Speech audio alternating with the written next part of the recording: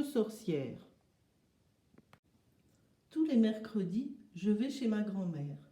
Elle est très gentille, Mamina. Elle invente toujours des tas de jeux rigolos. Et en plus, elle fait un gâteau à la crème de noisettes et au miel.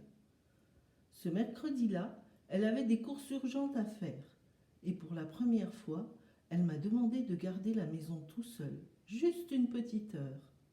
Attention, ne fais pas de bêtises pendant mon absence. Puis, en me regardant d'un air sévère, elle a ajouté: Et surtout, ne touche pas à mon vieux chapeau, là, sur la commode, ou tu vas voir ce que tu vas voir. Bien sûr, dès que Mamina eut tourné les talons, j'ai pris le chapeau et je l'ai posé sur ma tête. De toute façon, ma grand-mère n'en saurait jamais rien. À ce moment-là, j'ai entendu des bruits. Cela venait d'en haut, de la chambre de Mamina. J'ai monté les marches 4 à 4, puis j'ai entrouvert tout doucement la porte. Il n'y avait personne, mais tout était sans dessus-dessous. Le lit était défait, les vêtements et les coussins éparpillés par terre, et les canaris de Mamina voletaient de ci de là, hors de leur cage. J'ai voulu les attraper, mais alors que je prenais une petite boule de plume toute chaude dans mes mains, j'ai entendu comme le son d'une cascade dans la salle de bain. Ce n'était plus une salle de bain, c'était une piscine. Oh, qu'allait dire Mamina? L'eau coulait partout, jusque dans l'escalier. J'ai vite fermé les robinets avant que la maison ne se transforme en grand bain, celui où on n'a pas pied avec le grand plongeoir. Quelle galère cette inondation! Je suis descendue à la cuisine chercher une serpillière.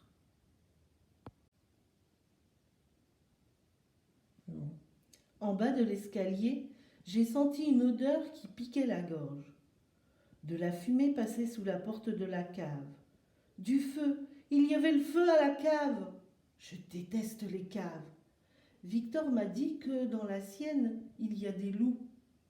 J'ai tourné la clenche rouillée et la porte s'est ouverte avec un grincement lugubre. J'ai pris mon courage à deux mains et j'ai descendu les marches. En bas, c'était sombre et immense. On ne voyait pas le fond. Dans un coin, des flammes grignotaient le mur et commençaient à lécher les poutres en bois. J'ai rempli un arrosoir et j'ai éteint le feu. Ensuite, je suis remontée à toute allure. Je devais nettoyer la salle de bain. Mais tout allait de travers dans cette maison. Qui avait mis la table dans la cuisine?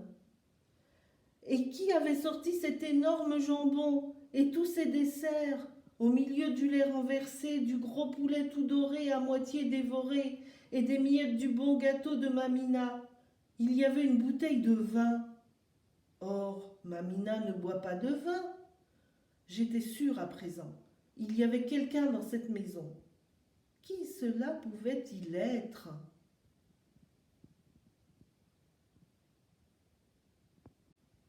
Tout à coup, j'ai entendu une mélodie étrangement attirante. Cela venait du jardin. Il fallait que j'aille voir. Au premier abord, tout semblait normal, mais quand je suis passée près des fraisiers géants, j'ai senti comme des petites mains qui m'agrippaient les cheveux. On me poussait, on me chatouillait, on cherchait à me faire tomber. La musique était de plus en plus forte et semblait venir de partout.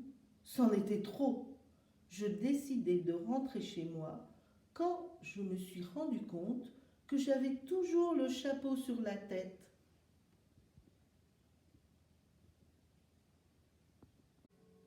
Je suis allée le reposer bien à sa place sur la commode.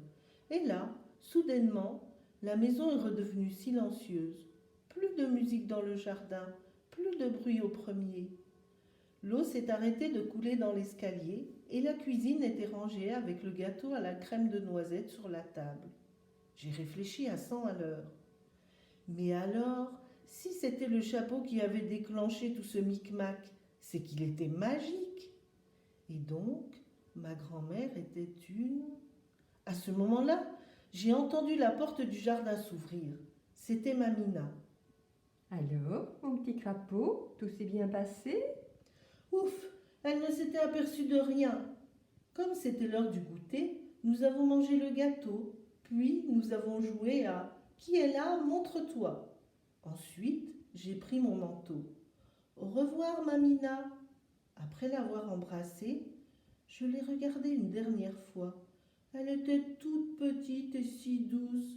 Elle m'a fait un petit signe comme d'habitude, comme tous les mercredis.